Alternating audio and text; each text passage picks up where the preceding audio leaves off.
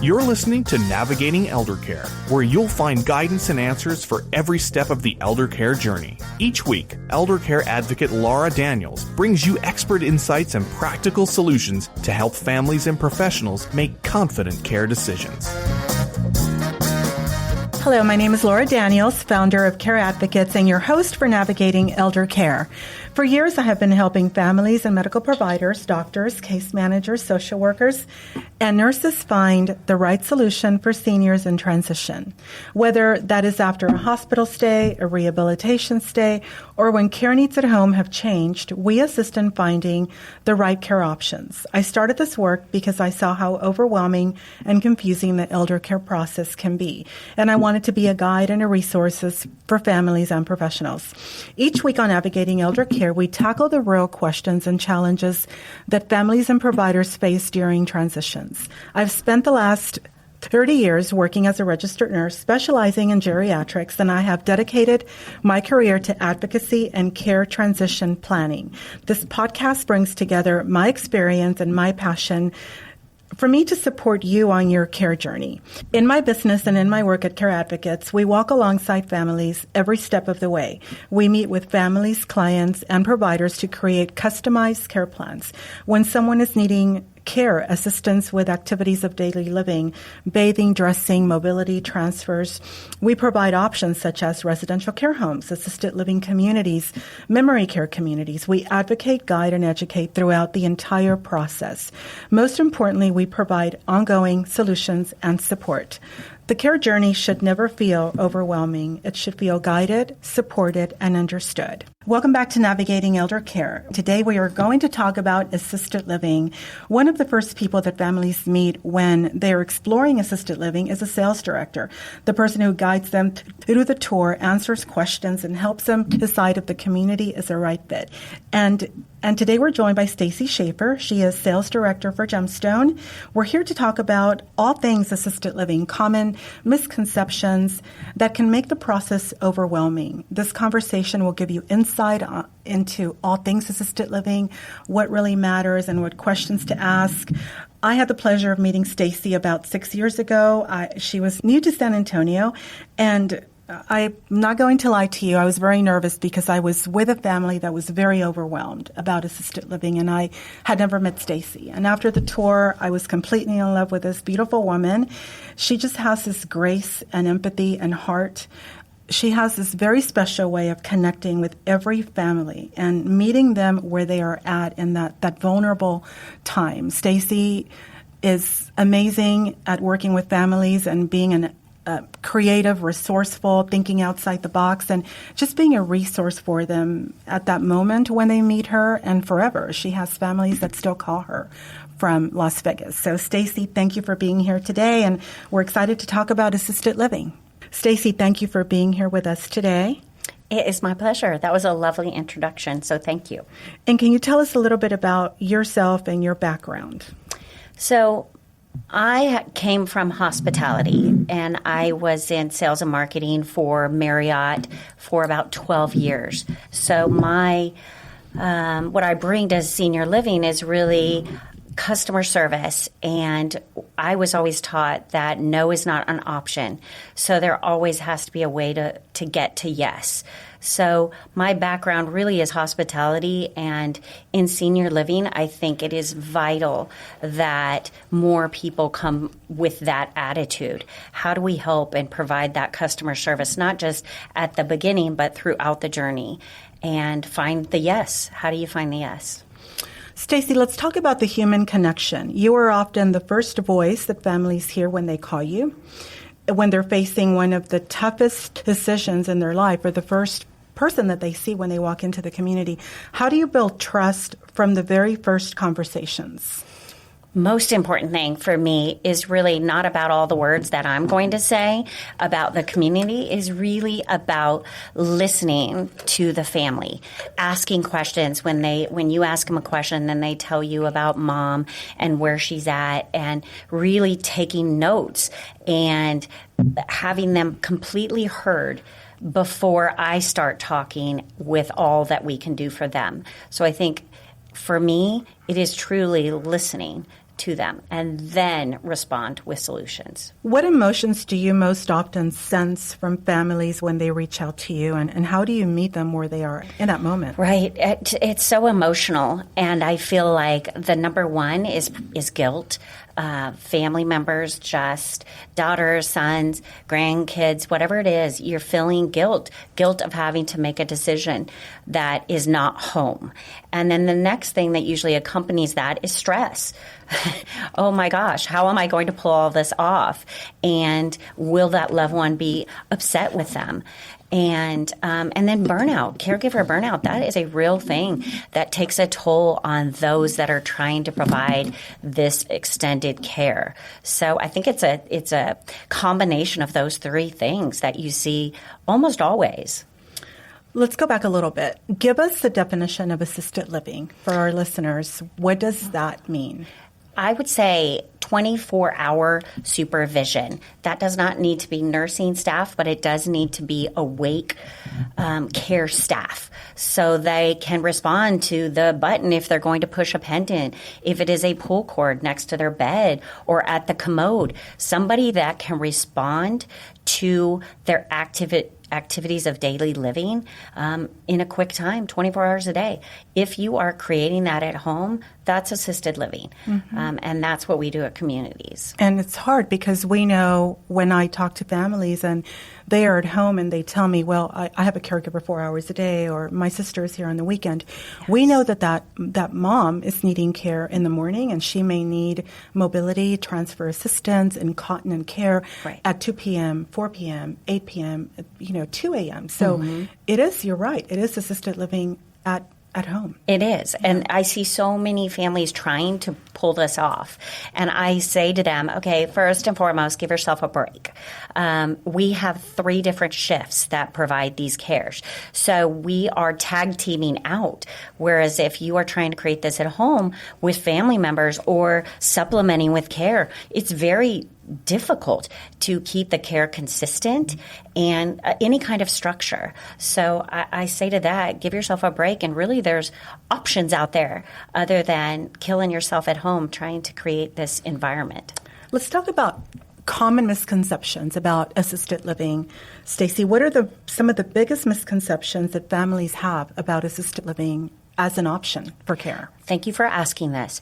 I feel like assisted folks think it's a skilled nursing environment where it is that demographic that really thinks that it's going to be a medical environment that is going to smell and things that their mom was in, and they want to stay away from these environments. So I think that that's a big one. The second one I think is family think that the loved one will decline.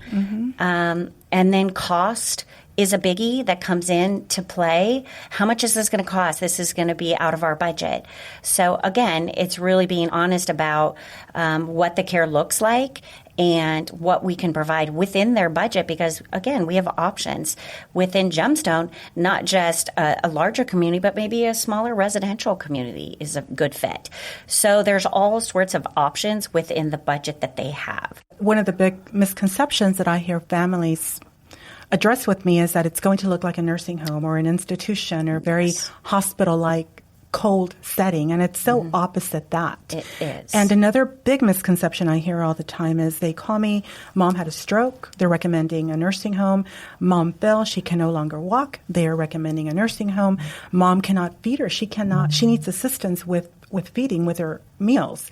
And that's, you can do all that in assisted living. You don't need to be in a nursing home. You can provide that care. I do feel like it's an education that families need when they come to me, either on the phone or at a tour in person.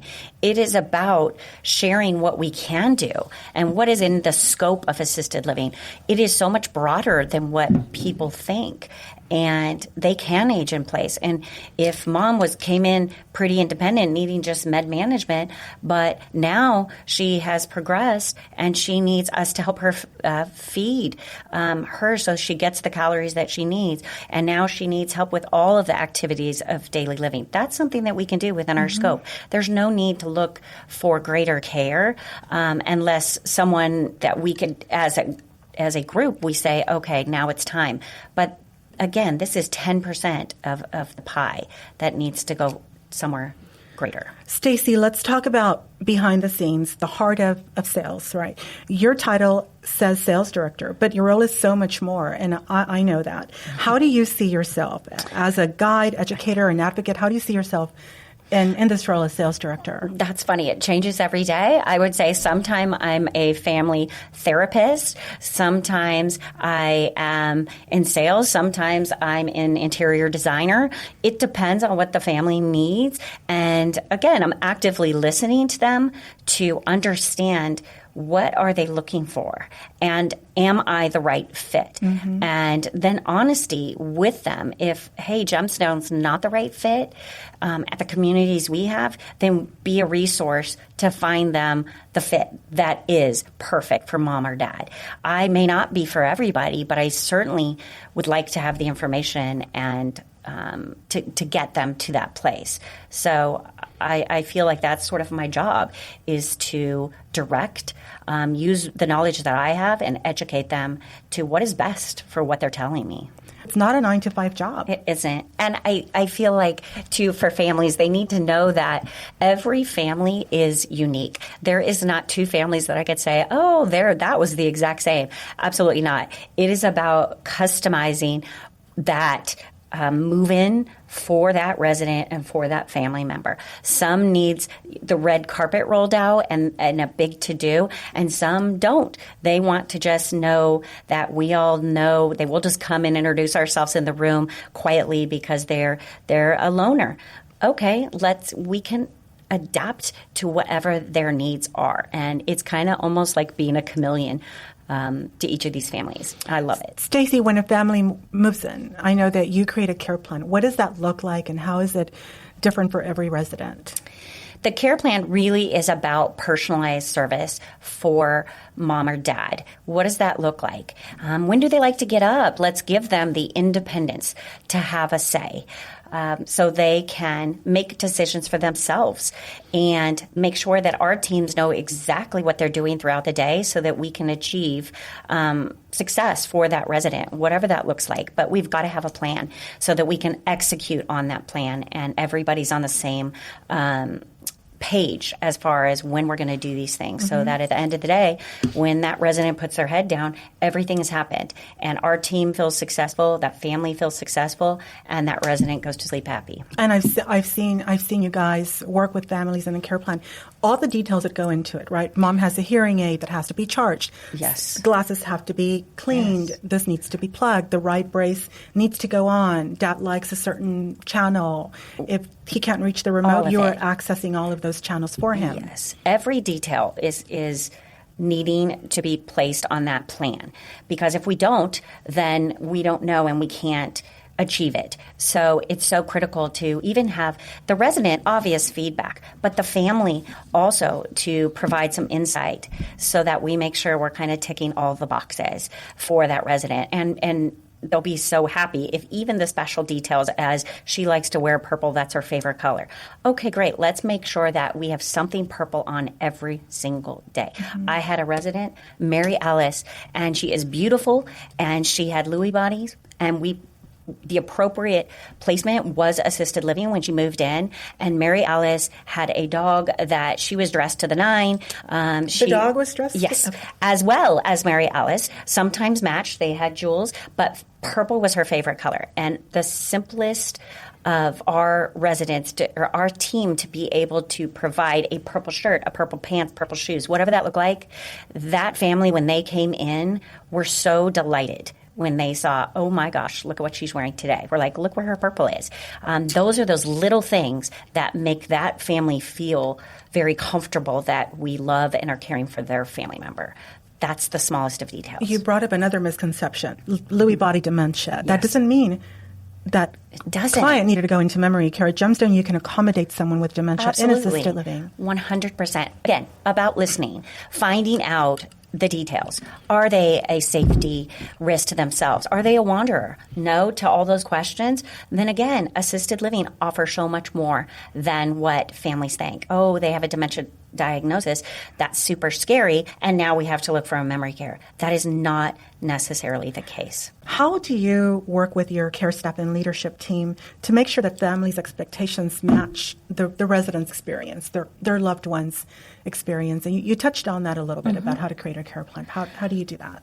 So I think it's about getting everybody's thoughts and expectations. If we talk to the resident, they lay out what they like, the times of day they like to do all of the showering, the getting dressed, the going to have meals, and then partnering that with the family's insight, saying, okay, mom says she gets up at 8, but the reality is she gets up at 9. If you wake her up at 8, she's going to be super grouchy. So marrying the two and finding a solution. Maybe that's 8:45. So it's utilizing all the information from the people that have been with her and caring for her, and hearing what the residents is telling you, and then explaining that to the team. Stacey, understanding change and transitions. And many families, we know that, they wait until a crisis starts before they start looking for care options, for assisted living options. What advice do you have for families about when to start the conversation, specifically about assisted living? The sooner. If you are doing, and we call them activities of daily living, if you are helping with dressing or medication management or showering or transportation or nutrition, if you are doing any of those things for your loved one, more than one, you're doing all of them, it is time to start looking. And I would say do it sooner than later, because you have choices and your loved one can participate in that decision. If you wait too long and it's a crisis, which you touched on earlier, and they're in the hospital, now it's about availability. It isn't about, you may have one place now. So it is about looking and investigating and learning what they like, what you like, and then pulling the trigger, because honestly, I think you'll be delighted versus what people think, which is, oh boy, here we go, and the decline is going to start. That's not what we see. It is proven time and time again. They thrive in that environment. I encourage you to go look at assisted living. It doesn't mean you're going to move into Gemstone tomorrow. Week. Exactly. But you get a feel for what that is and what it looks like. So when a crisis does happen, you already know where you're going. You're planning ahead. Yes. Right? You've got a cell phone like mine that you already know to call and say, Stacey, it happened. What is your number, Stacey? Oh, okay. 702-358-1168. That's how you get a hold of me. But to your point, absolutely. And she is in San Antonio. I am in San Antonio. But the reason I never changed my number for Las Vegas is because I also worked at a assisted living, memory care, and independent living. And I have too many families that I keep in touch with, and I'm not going to change my phone number. How do you explain to families that choosing assisted living doesn't mean giving up independence? When their care needs are met, then they have more time to enjoy independence, which is, what were the hobbies that they used to like to do? Was it art? Was it they like to go to the park? They like to participate in church? What is that? If the care needs are already handled and that is something that's structured into the day, then you can layer in all those fun things that you like to do.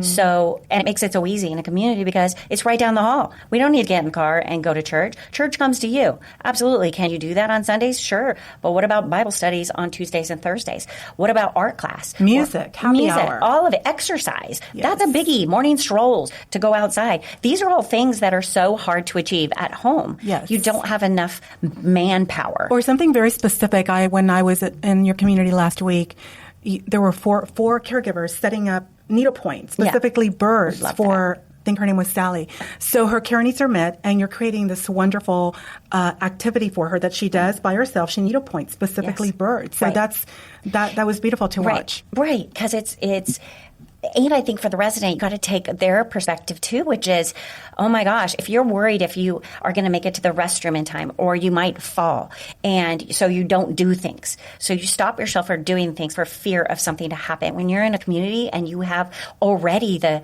oversight of care being there, it actually opens up independence for you. You can do it because they're just a push of a button away. So you can get to your room in time. You can go to art class. You can do all of these things. Whereas at home, you're like, well, I got to wait until my daughter shows up. No, we don't need to do that at our community. What should families be paying attention to during a tour of your community or any community that they might overlook? most important, how are the residents looking? Do they look cared for? Do they look happy? I would stop and ask them how they like the community. I think that's a great question. Most seniors don't really have a filter, and they're happy to tell you how that day's going, and they're happy to tell you about the food. None of them have a filter, Stacey. I know. So you want to know about the food? Go ahead and ask them about the food. Ask them if they're entertained. I think that that's the best way to find out, get feedback, and then also be aware of the staff. How do they look? Are they saying hello when you walk in? Do they have a smile? Those are important observations to just be aware of when you're touring the community. Cleanliness. If it is clean on a day that is just an average Tuesday or a Sunday, that's good news for you. Then that's going to be 7 days a week. It's going to be clean. These are things. Look at the things that you would look at a house that you were going to buy. Is it clean? Does the windows? All these things. These are important at choosing the next home for your loved one. Yeah. You know, when working with placement and helping families find a care for their loved ones, they're focused on what they want, on what they need. They're looking at the chandelier, the beautiful foyer, the entrance, all the amenities, and all that is important in independent living. And it's important for me to meet their psychological and their emotional well-being. But as a registered nurse, working with families that need assistance, care, what I always say is focus on the care, and that is what assisted living, that's what Gemstone brings. Yeah, is care. 100%. You need to put care at the forefront of your search, because the aesthetics and the chandeliers, they serve our purpose, absolutely, and they're certainly beautiful. However, at the end of the day, as mom, dad progress, the most important thing is that they are cared for and all of those needs are met, because that's when you lay your head down at night, that's how you feel peace. So I would say really concentrate on care, not so much the aesthetics and the room size and square footage. I hear that a lot. How on earth are we going to scale down? Got to be honest, I always say to people, how much space are they actually living in? And they usually tell me the bedroom and a recliner. Stacey, you do a great job at guiding families with compassion, at connecting with them and meeting them where they are at in this difficult journey.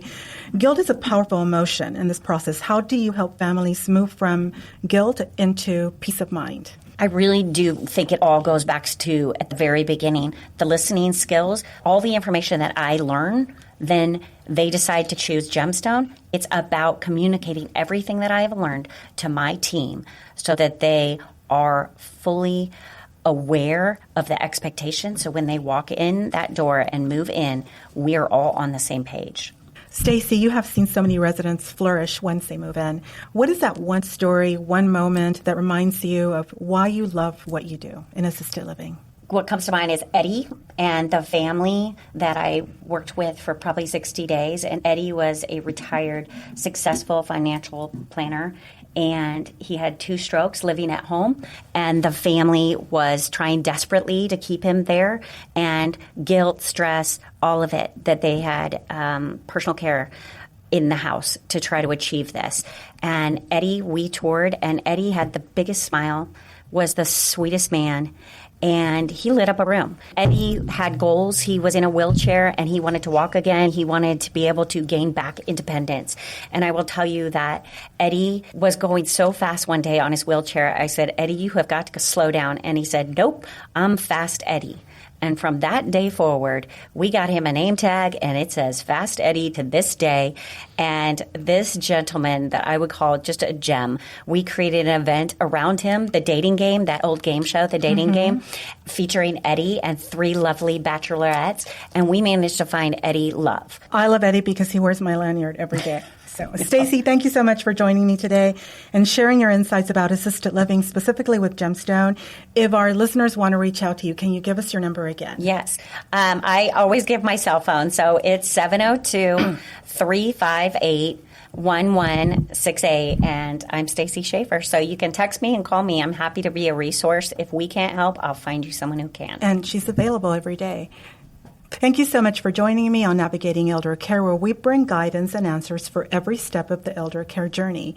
If you are a family member, hospital case manager, or healthcare provider, and you know someone facing a change in health or planning for future care needs, Care Advocates is here to help you find the right care at the right time, whether it is assisted living with Stacey Shaffer, memory care, bringing resources, community resources into your home. Our commitment is simple: care, compassion, lifetime support. For a free consultation, call me at 210-669-2222. Be sure to subscribe, like, and share this podcast. And visit me at advocatern.com for helpful resources. You can also listen to past episodes on YouTube or listen on your favorite podcast application.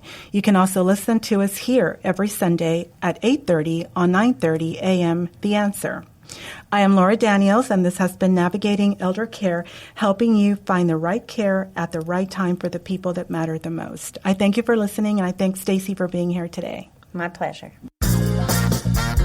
This has been Navigating Elder Care with Laura Daniels, providing guidance and answers for every step of the elder care journey. For a free consultation, call 210-669-2222 or email Laura at advocatern.com.